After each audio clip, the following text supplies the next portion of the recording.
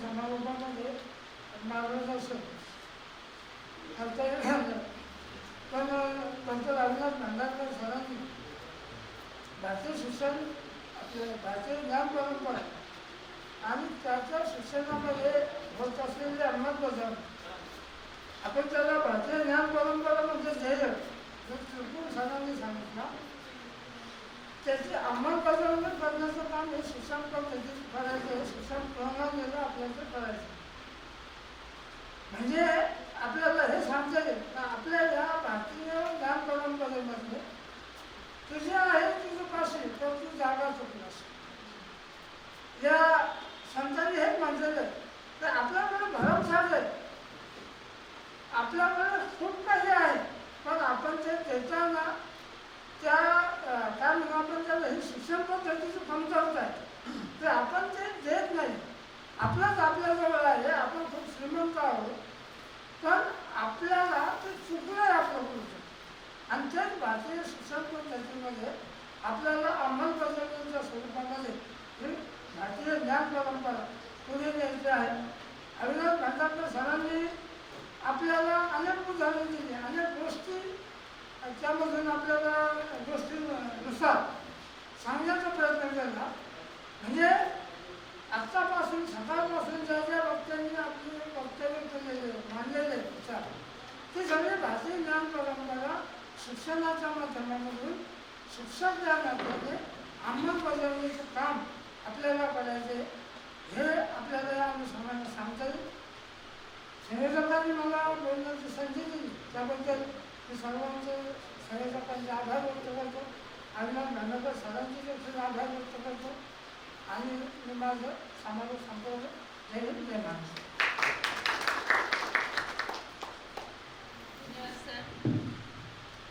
आजचे तिसरे session Indian knowledge institute traditional knowledge in education या विषयावरील सेशन संपले असे मी अध्यक्षांच्या वतीने जाहीर करते.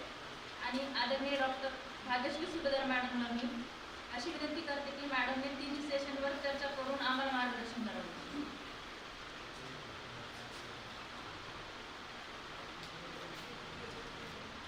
आदरणीय व्यासपीठ, सर्वप्रथम स्वामी विवेकानंद यांच्या प्रतिमेस विनम्र अभिवादन करते. अतिशय आनंदाची गोष्ट म्हणजे श्रीनाथ अध्यापक महाविद्यालयाचा हा दुसरा राष्ट्रीय परिषद आणि या दुसऱ्या राष्ट्रीय परिषदेमध्ये सर्व तज्ञ मार्गदर्शक या ठिकाणी उपस्थित आहेत.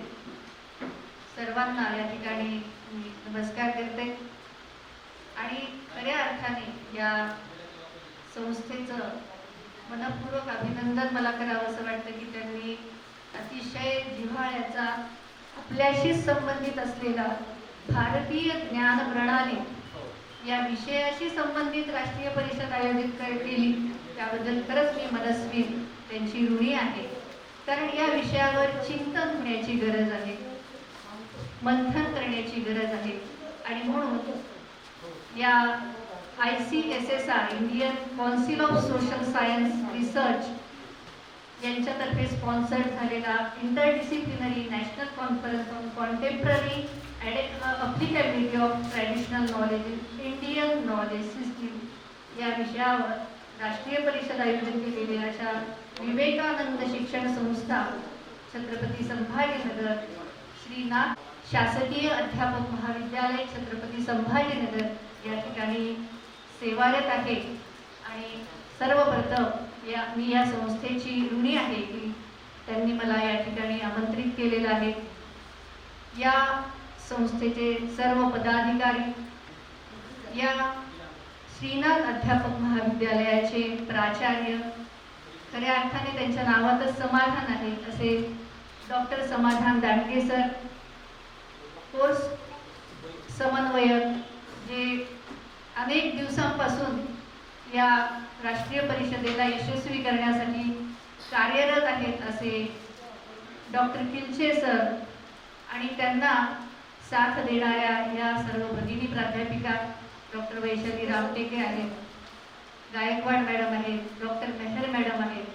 या सर्वांच्या अथक परिश्रमाने ही राष्ट्रीय परिषद खऱ्या अर्थाने यशस्वी होत आहे. अनेक हात या मागे असतीलच, त्यांचे नाव इथे जरी घेतले नाही तर सर्वांचे या ठिकाणी कष्ट आपल्याला दिसून येत आहे. मला तीनही सेशनचं समापन किंवा एक समग्र दृष्टिकोन यातून काय आहे, काय सार आहे हे मांडण्यासाठी उभं केलेलं आहे. वेळ भरपूर झाला हे सर्वांना माहिती आहे, परंतु इथे श्रोते खऱ्या अर्थाने ज्यांना यात रुची आहे असेच बसलेले आहेत आणि म्हणून निश्चितच आपण सर्वांनी एकमताने एक दिलाने या विषयावर चिंतन करण्याची खरी गरज आहे. आणि म्हणून या ठिकाणी पहिल्या सेशनमध्ये आदरणीय डॉक्टर सुनील कामदेव सर हे नागपूरहून आलेले आहेत आणि त्यांनी आपल्याला भारतीय ज्ञान प्रणाली या बाबतीमध्ये अतिशय सखोल तज्ज्ञ असं मार्गदर्शन केले. मी ज्या वेळेला तिन्ही तज्ज्ञांना ऐकत होते तेव्हा मला खूप मनातून आनंद झाला की खरं नाणं ज्याला आपण म्हणतो सोनं ते इथं आलेलं आहे आणि या सोन्याचा यांचा लाभ घेण्याची खरं म्हणजे अनेक लोकांना गरज आहे.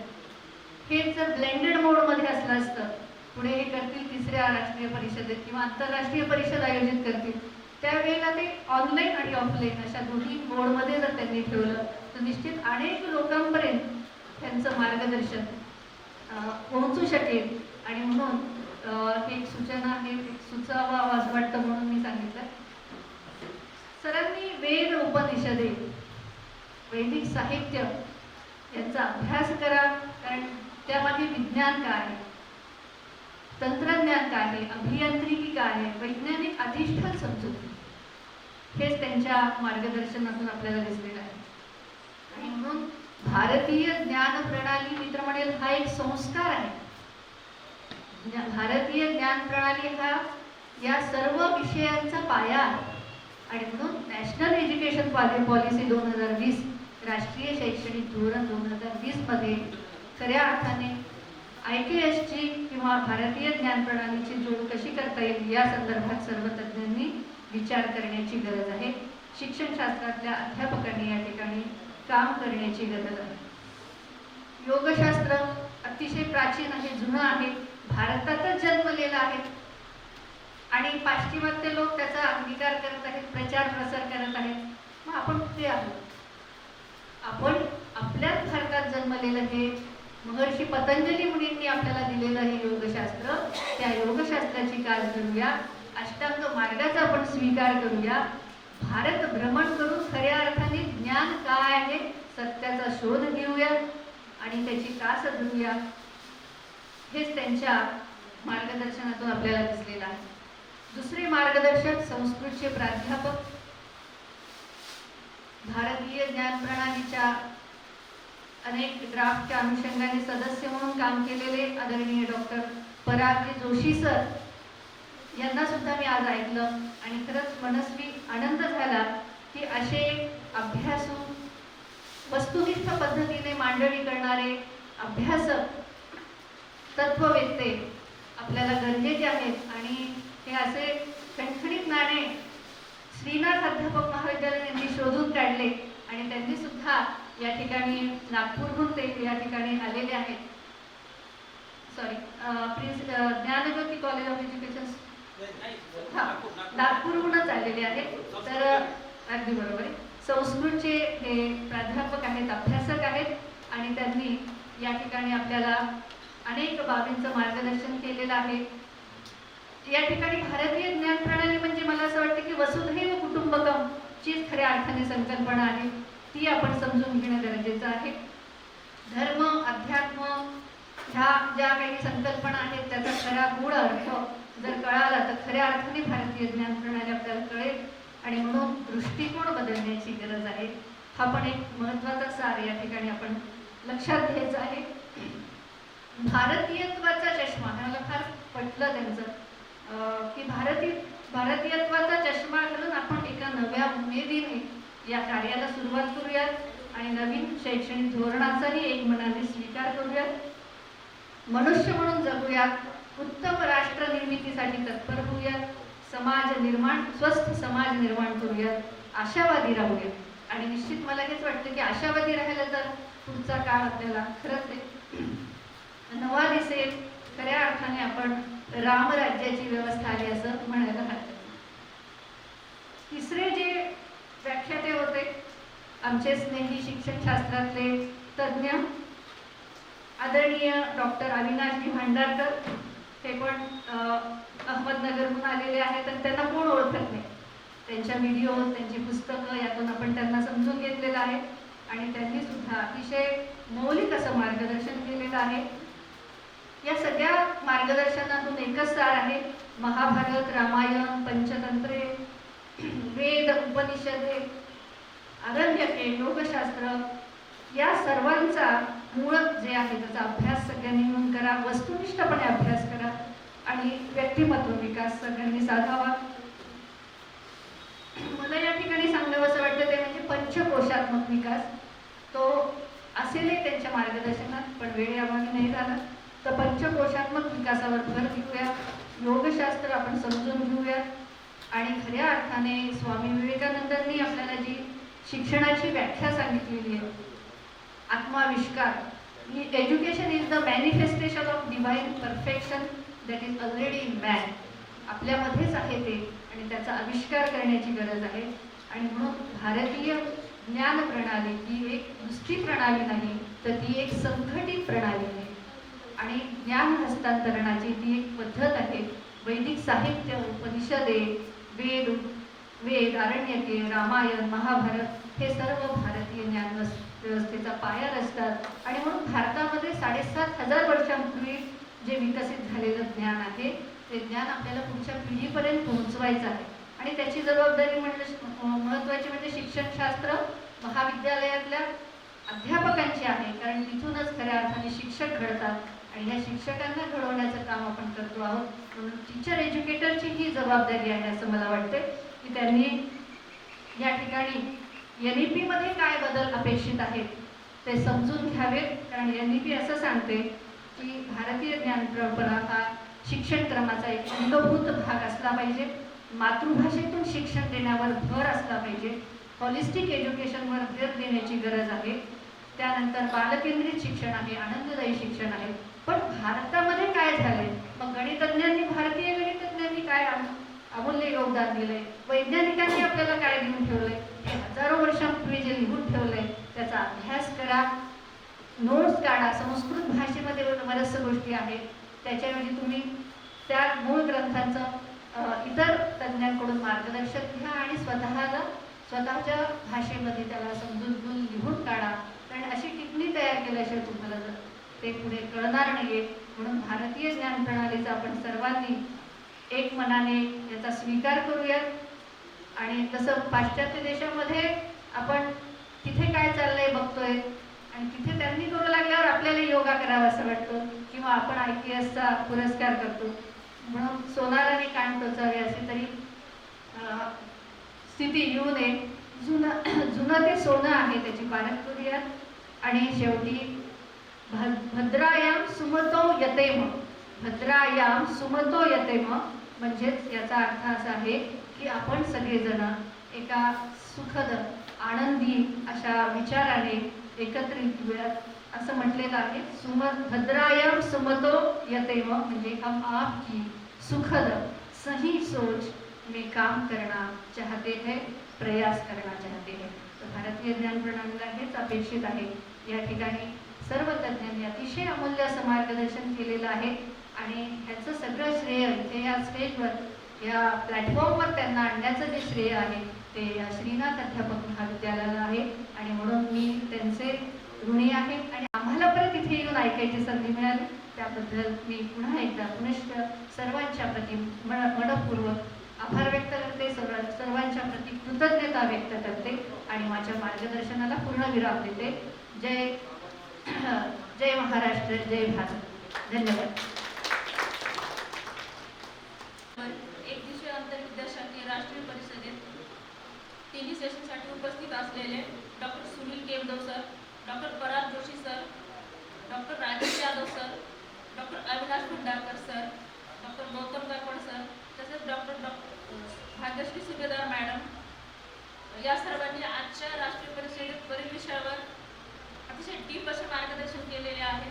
त्याबद्दल मी त्यांचे आभार व्यक्त करते. तसेच आपण सर्वांनी शांतपणे बसून सहकार्य केले त्याबद्दल आपण सर्वांचे आभार व्यक्त करते व अध्यक्षांच्या वतीने आजचे हे तिन्ही सेशन इथं संपले असेल. अध्यक्षांच्या वतीने जाहीर करते. Thank you. Indian Council of Social Science Research WRC sponsor interdisciplinary national conference contemporary applicability of traditional knowledge Indian knowledge system organized by Vivekananda Shikshan Sanstha Chhatrapati Sambhajinagar Srinath B.Ed College Paithan Chhatrapati Sambhajinagar. सर्वांना good afternoon, शुभ दुपार. सन्माननीय विचारपीठावरील उपस्थित सर्व मान्यवर, कार्यक्रमाचे प्रमुख पाहुणे, respected professor Prasad Kokle sir, head and director DPD ATSU Ramtek यांना विनंती करते की त्यांनी आसन ग्रहण करावे.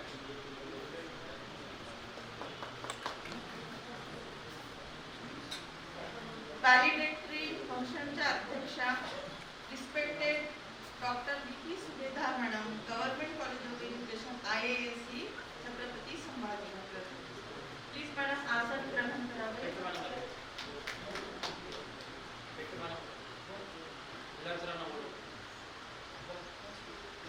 आदरणीय प्राचार्य पेटकर मॅडम यांनी सुद्धा आसन ग्रहण करायचे आहे. त्यानंतर आदरणीय प्राचार्य खिल्लारे सर, आदरणीय प्राचार्य डॉक्टर समाधान लांडगे सर,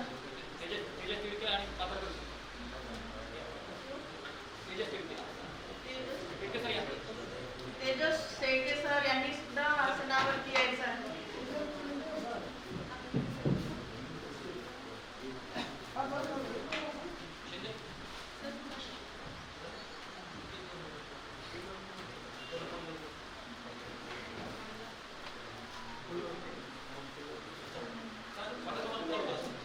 सर्व प्राध्यापक वृंद, संशोधक, विद्यार्थी व B.Edचे सर्व छात्र, अध्यापक, अध्यापिका, शिक्षकेतर कर्मचारी,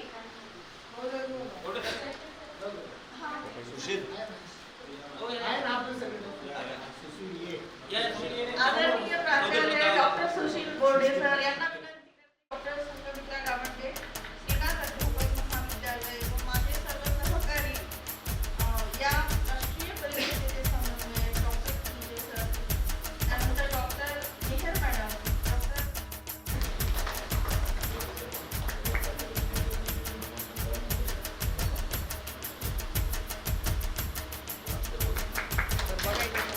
थोडं मागे ना सर. हा बघा इथे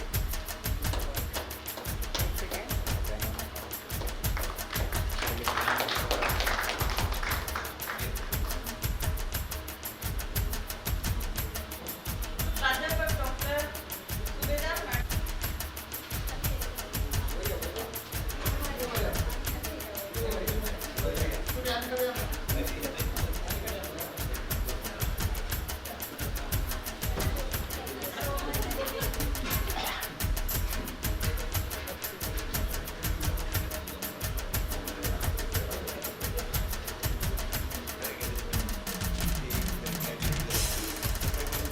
मॅम बघा इथे समोर एकदा.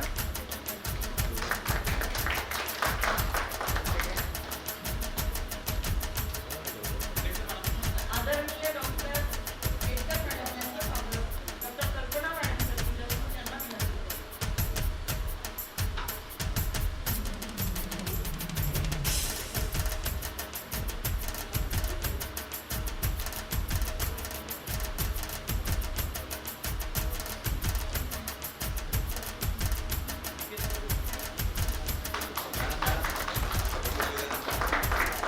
मॅम या इथे बघा एकदा.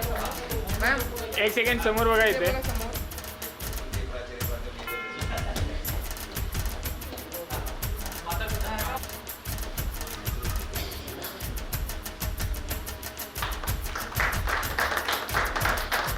सर या इथे बघा एकदा समोर.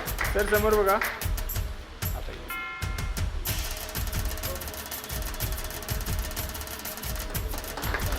हे बघा. सर या इथे बघा समोर. हा बघा सर इथे. सर इथे बघा ना समोर एकदा.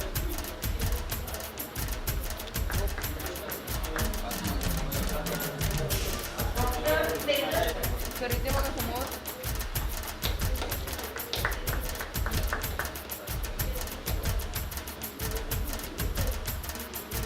इथे बघा समोर.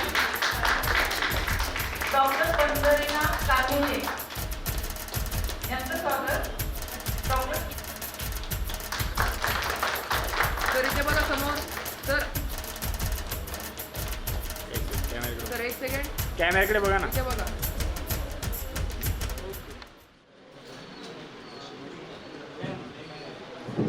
समोर एकदा सगळ्यांना समोर बघा लव मस्त गुरु फोटो ब्रह्मा गुरु विष्णु गुरुदेव महेश्वरः गुरु साक्षात परब्रह्म तस्मै श्री गुरवे नमः. व्यासपीठावर उपस्थित रेकॉर्डिंग करतो. सर्व मान्यवर तसेच इथे उपस्थित विद्वत मंडळी तसेच या महाविद्यालयातील सर्व प्राध्यापक वृंद. हे महाविद्यालय शिक्षणशास्त्र महाविद्यालय असल्यामुळे इथे जरी विद्यार्थी असला तरी सुद्धा तो प्राध्यापकही असतो. म्हणून सर्व उपस्थित विद्यार्थी प्राध्यापक आपल्याला सर्वांना मी पूर्वी नमस्कार करतो आणि एक विनंती करतो की माझं शिक्षण हे कानडी माध्यमातून झालेलं आहे तरी सुद्धा मी भारतीय ज्ञान परंपरेबद्दल मराठीतच माझं जे काही वक्तव्य इथे प्रस्तुत करणार. जर मराठीत माझं काही साहित्यिक काही व्याकरण संबंधी काही चुका झाल्या तर मराठीचा विद्यार्थी म्हणून मला तुम्ही सर्वांनी माफ करावं ही सुद्धा मी इथे विनंती करतो. या एक दिवसीय राष्ट्रीय हे चर्चासत्र इथे आयोजित आहे. Contemporary application of traditional knowledge in Indian knowledge system या शीर्षकांतर्गत विवेकानंद शिक्षण संस्थान या संस्थेद्वारे संचालित श्रीनाथ अध्यापक महाविद्यालय इथे पुण्य पावन अशा पवित्र भूमीत आज मला वाटतं महाराष्ट्रातच नव्हे या भारतासाठी या पुण्यभूमीतून भारतीय ज्ञान परंपरेचा खरा बीजारोपण या इथे या संस्थेद्वारे पैठण या पुण्यक्षेत्रात करण्यात आलेला आहे. ते मी आज सकाळपासून उद्घाटन सत्रापासून आतापर्यंत मी जवळपास प्रत्येक व्याख्यान मी ऐकलेली आहे. आता मला भारतीय ज्ञान परंपरा याबद्दल काही बोलावं असं काही शिल्लक राहिलेलंच नाहीये. तरी सुद्धा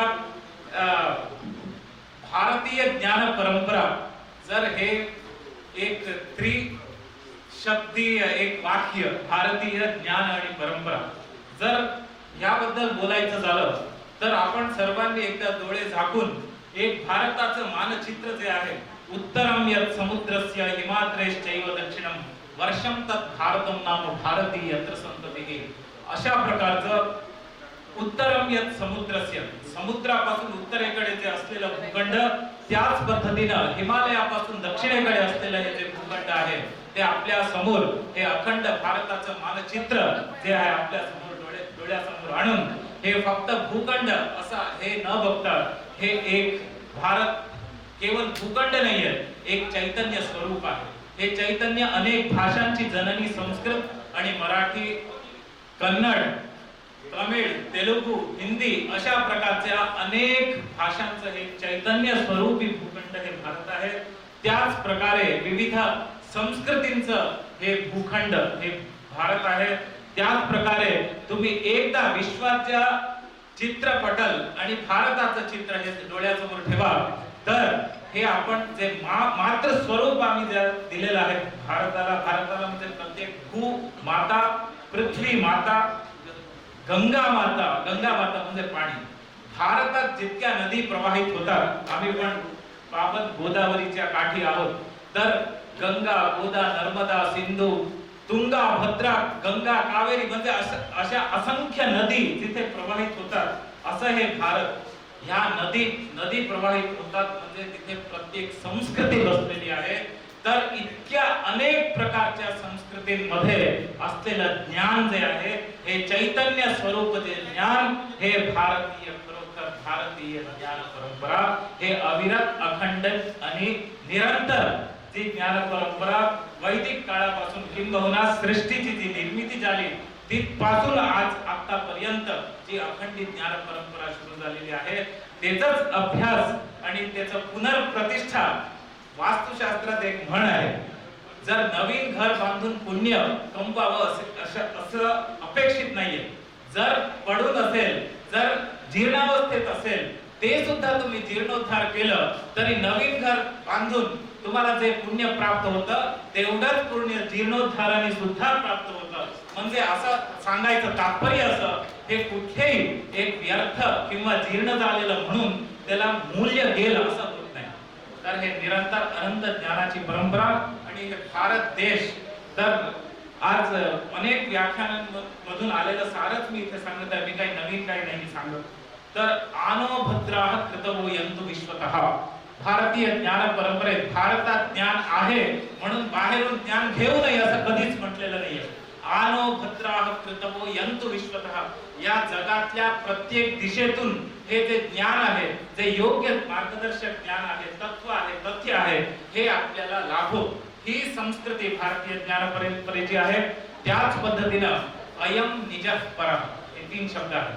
अयम निजः परो वेति गणनालम चेतसाम उदारचरितानां तु वसुधैव कुटुंबकम.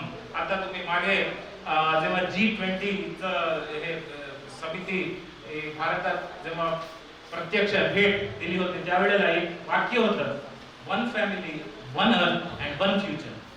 त्याच पद्धतीनं अयम निजः परो वेति गणनालम चेतसाम उदारचरितानां तु वसुधैव कुटुंबकम. ही जी पृथ्वी आहे, विश्व आहे, हे एकच कुटुंब आहे. मी हा आणि तो हा फरक भारतीय ज्ञान परंपरेत कधीच केलेला नाहीये.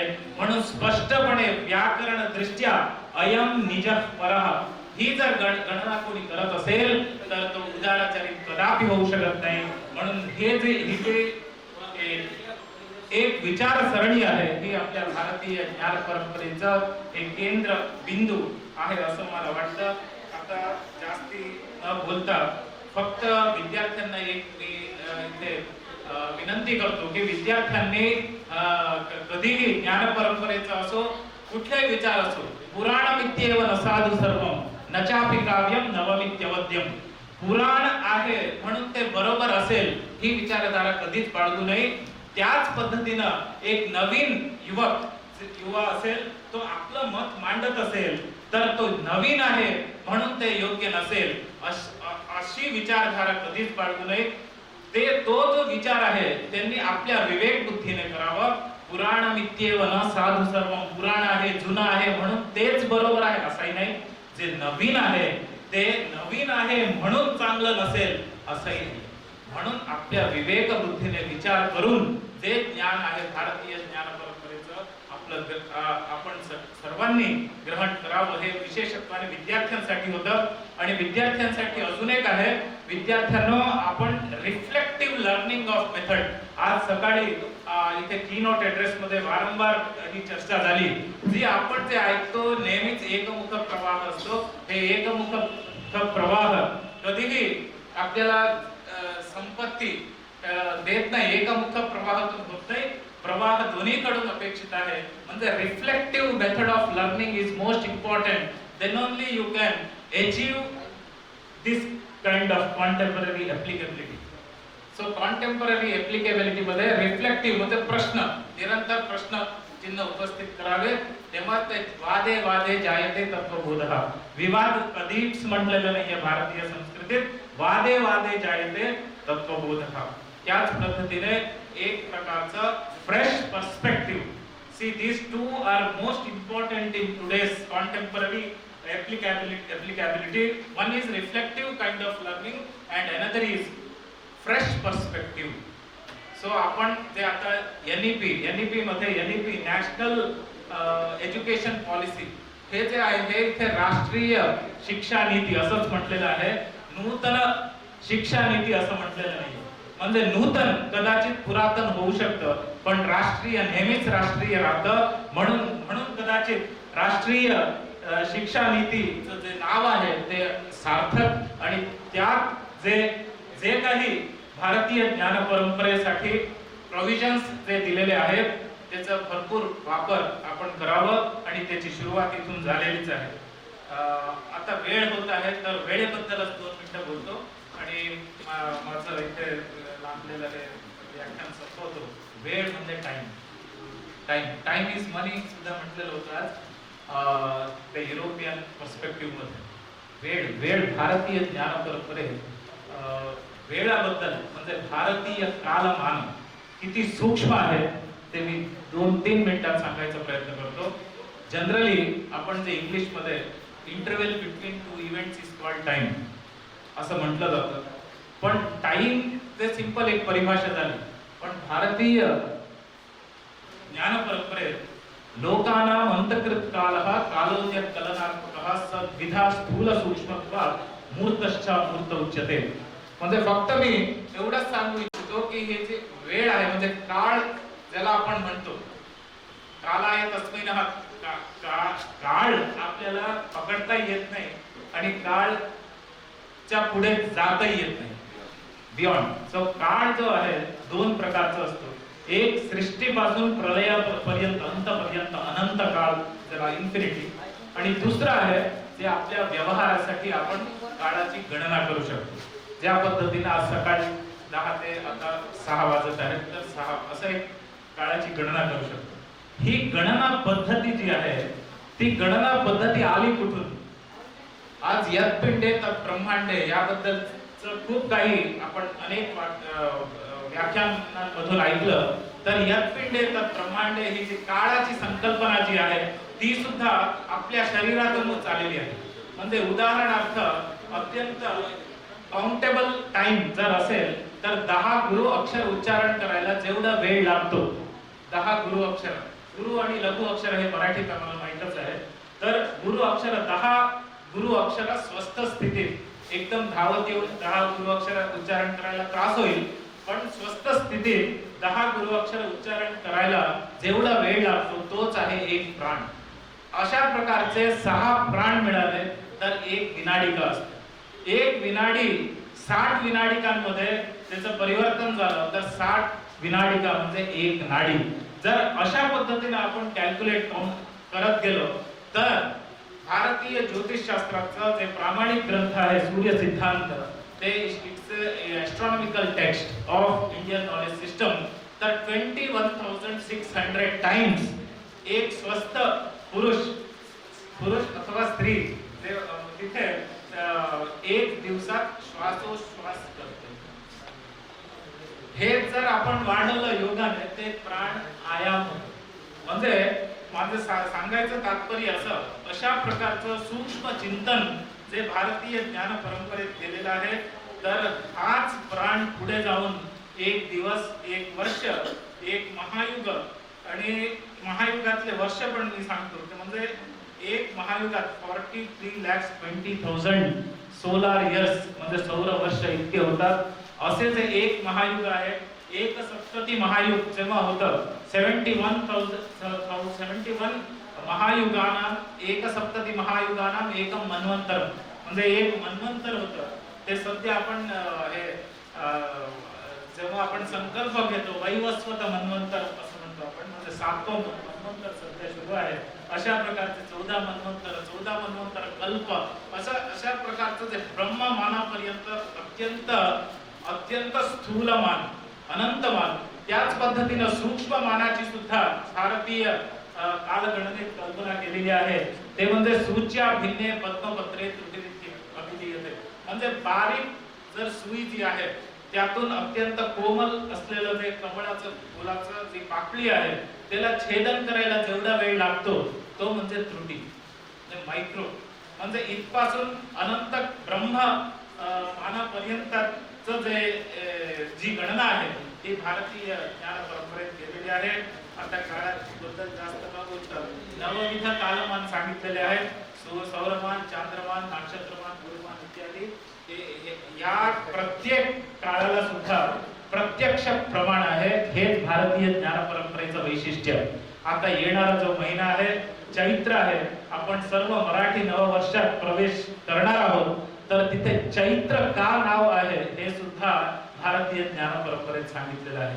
चैत्र महिन्यात पौर्णिमाच्या दिवशी चंद्र चित्रा नक्षत्रात असतो. म्हणून चैत्र मास. वैशाख मास पुढील आहे. विशाखा नक्षत्र चंद्र पौर्णिमेच्या दिवशी असतो वैशाख महिन्यात, म्हणून वैशाख नाव असं आहे. म्हणजे तात्पर्य असं, जे ग्रेगोरियन कॅलेंडर आपण बघतो व्यवहारासाठी, यात कदाचित 10च महिने असायचे. नंतर दोघ जण राजा ऑगस्टस सीझर, जुलियस सीझर, त्यांचं एक प्रादुर्भाव वाढला आणि त्यांच्या नावाने ओळखीसाठी 2 महिने वाढवले. पण भारतीय ज्ञान परंपरेत कालगणनेत चैत्र मास चित्रा नक्षत्रात तुम्ही चैत्र महिन्याच्या पौर्णिमेच्या दिवशी चंद्र प्रत्यक्ष बघू शकता. म्हणून काळ सुद्धा हा प्रत्यक्ष खगोलीय दृष्टिकोनातून कसा आहे हे मी तुमच्या समोर मी सांगायचा प्रयत्न केला. अशा पद्धतीनं हे जे काही ज्ञान आहे हे प्रत्यक्ष तुम्ही अनुभव करू शकता. काही चक्षुरेंद्रिय जन्य ज्ञान प्रत्यक्ष, काही अनुभवाने सिद्ध झालेलं प्रत्यक्ष. अशा पद्धतीनं हे ज्ञान प्रत्यक्ष स्वरूप ज्ञान भारतीय ज्ञान परंपरा आहे. भारतीय ज्ञान परंपरेत अजून एक वैविध्य असं आहे की आपण नेहमीच पुरातन जे आहे, प्राचीन आहे, नवीन किंवा प्राचीन आहे म्हणून ते पुराण आहे, ते ज्ञान आहे असंही नाहीये. अनेक भाषांमध्ये सुद्धा, केवळ संस्कृत भाषेतच नाही तर अनेक भाषांमध्ये सुद्धा भारतीय ज्ञान परंपरा आहे. ज्या प्रकारे आपण म्हणतो हितभूक, मितभूक आणि ऋतुभूक. आपलं स्वास्थ्य चांगलं असावं तर आपण हिताने, मिताने आणि ऋतभूक, ऋताने म्हणजे ऋतूशी संबंधित. आता पावसाळा असेल, हिवाळा असेल, उन्हाळा असेल, त्या ऋतूशी संबंधित जे अन्न आहे ते आपण स्वीकारावं. त्याच पद्धतीनं वाचाल तर वाचाल, मराठीतच आहे, मी मुद्दामून घेतलं, वाचाल तर वाचाल हे भारतीय ज्ञान परंपरा विद्यार्थ्यांसाठी पर्टिक्युलरली वाचाल तर वाचाल म्हणजे भारतीय ज्ञान परंपराचं अध्ययन तुम्ही चांगलं कराल, तुम्ही नक्कीच उत्तम रेटिंग तुम्हाला मिळेल. अजून एक रँडम सॅम्पलिंग मराठी भाषेत किती सुंदर सांगितलेलं आहे. शीतावरून भाताची परीक्षा हे खूप मोठं ज्ञान आहे. आणि ज्ञान नेहमीच पुस्तकांमध्ये, ग्रंथांमध्ये, लायब्ररीमध्ये असं नाहीये. Knowledge is power. जेव्हा ते सामान्य माणसांच्या हातात असतं, दॅट इज पॉवर. ही जी रँडम सॅम्पलिंगची संकल्पना म्हणजे आपण कुठल्याही एक परीक्षण कसं करावं तर ह्या वाक्यावरून आम्हाला कळतं. त्याच पद्धतीने ऐकावे जनांचे, करावे मनाचे, डिसिजन मेकिंग पॉवर. इथे तुम्ही बसलेले आहेत तर एक काही सरांना प्राचार्य पण बसलेले आहेत, काही निर्णय घ्यायचं असतं पण सर सगळ्यांचंच ऐकतात परंतु करतात मनाचं, म्हणजे तुम्ही ते डिसिजन घेता. That is your decision making quality. हे सुद्धा मराठी भाषेतून मिळालेलं ज्ञान हे आपण डिसिजन मेकिंग साठी अवश्य वापरावं. असाच पद्धतीने ऊस गोड लागलं म्हणून मुळापासून खाऊ नये, अति करू नये, ते संयम असावा. त्याच पद्धतीनं निंदकाचे घर असावे शेजारी, हे आपण सर्वांनी लक्षात ठेवावं. आपण जे बोलतो ते काही खरंच आहे असं नाहीये. काहीतरी निंदा केली तर ते आपण ती निंदा ऐकावी, स्वीकारावी याची मानसिकता आपल्याला असावी, तेव्हाच आपण विकास करू शकतो. याच पद्धतीनं मला आत्ताच पराग जोशी सरांनी म्हटलं, मी त्यांना दाखवलं, ते माझे मराठीचे गुरु सुद्धा आहेत, तर त्यांनीच मला एक वाक्य दिलं.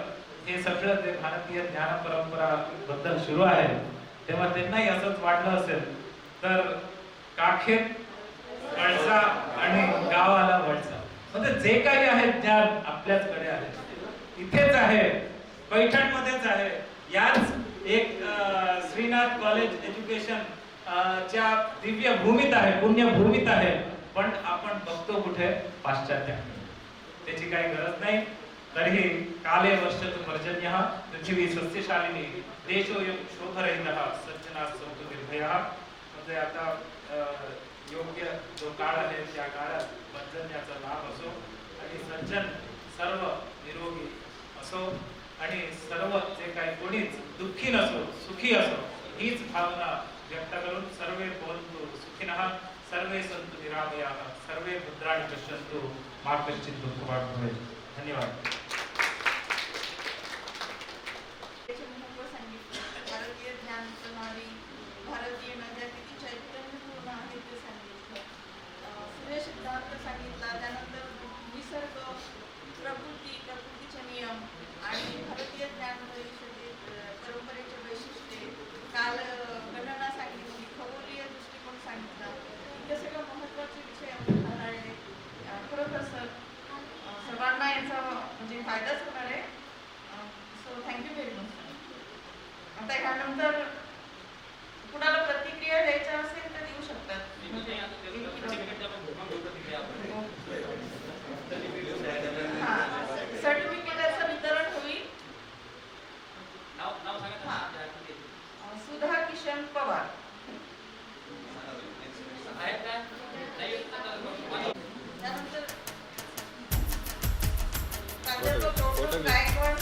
हा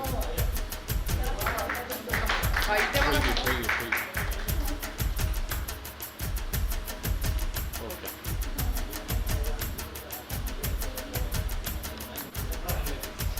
शशिकला बाबूराव दांडगे. ताई इथे बघा समोर. ताई मोबाईलकडे नंतर बघा. इथे समोर बघा एकदा. नॅचरल. ओके.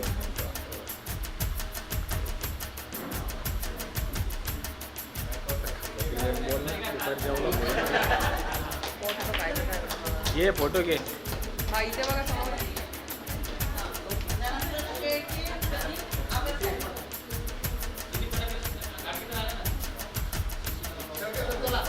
शशिकला दांडगे. इथे समोर. शेळके प्रदीप आंबेडकर.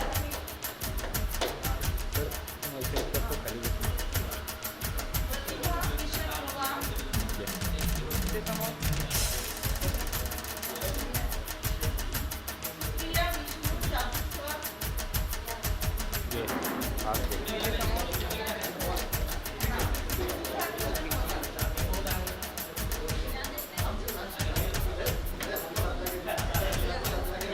घे. इथे बघा मॅम समोर. मॅम इथे बघा समोर. वाईट फोटो. एक सेकंड. सगळे वाईट फोटो. सेंटरनी क्रॉस चालला.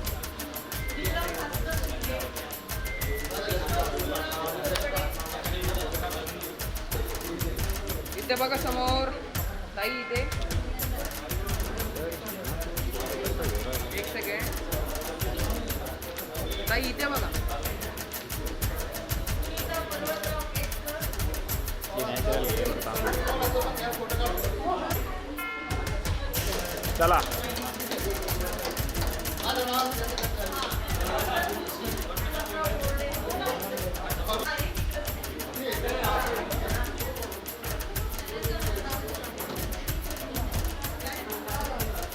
सर मागे या थोडं.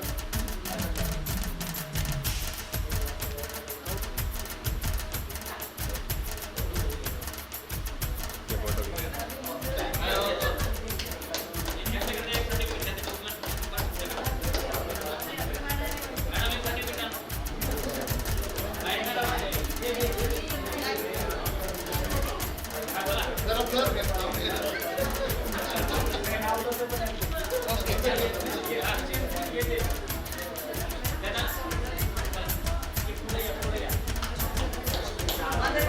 हा इथे समोर. सर्वांनी समोर बघा. ओके.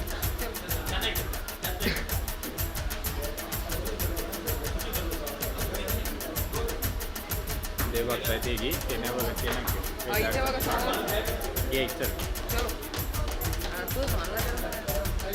ते काय आहे ते घ्यायचे. मी जे बघताय ना त्यांचे घ्यायचे. ते नाही बघा. त्यांचे नाही घ्यायचे. आता ओके. आता मिक्सिंग करायची. फोटो मेल करून देऊ सर सगळे.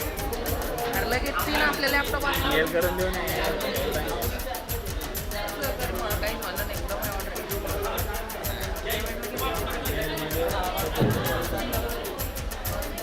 तुम्ही ट्रान्सफर कर.